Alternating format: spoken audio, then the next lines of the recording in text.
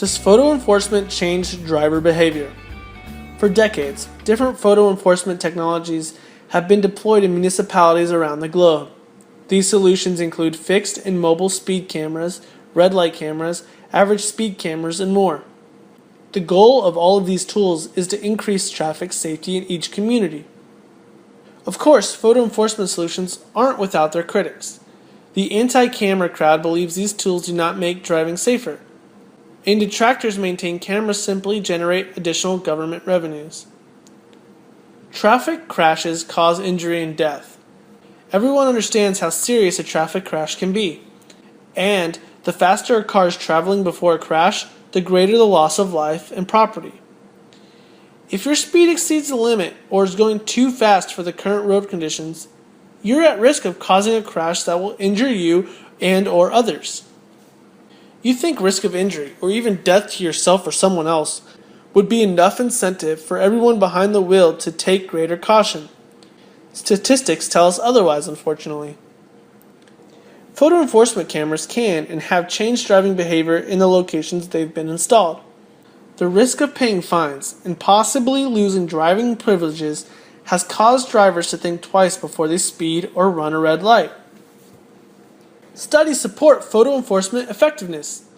Although some studies cast doubt on whether photo enforcement cameras work, many others support their success. So which studies should you believe? The best way to evaluate photo enforcement is to compare before and after data.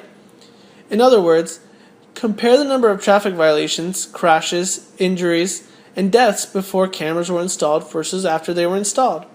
Did traffic safety improve, stay the same, or deteriorate?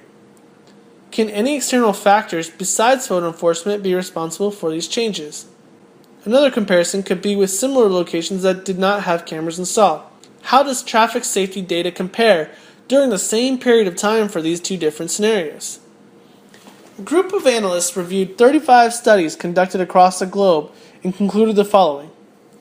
All the studies dealing with speed found average driver speeds were reduced after photo enforcement cameras were installed. Most countries involved in the studies reported speeding reductions between 10 and 35%.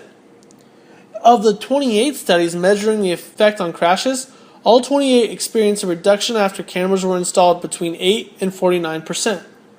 For crashes that involved injuries, the decrease was between 8 and 50%. For crashes resulting in serious injury or death, reductions were between 11 and 44%. These studies were conducted across several countries with slightly different criteria. However, the general conclusion is that photo enforcement had a positive impact on traffic safety. And the analysts clearly found reductions occurred across all 35 studies. Photo enforcement had a positive impact on reducing crashes that led to injury or death. Cameras, therefore, provide a simple and economical intervention for saving lives. Photo enforcement cameras help extend law enforcement resources 24/7. If the threat of a ticket will make the driver slow down, why not use that tool? Isn't saving a life worth it?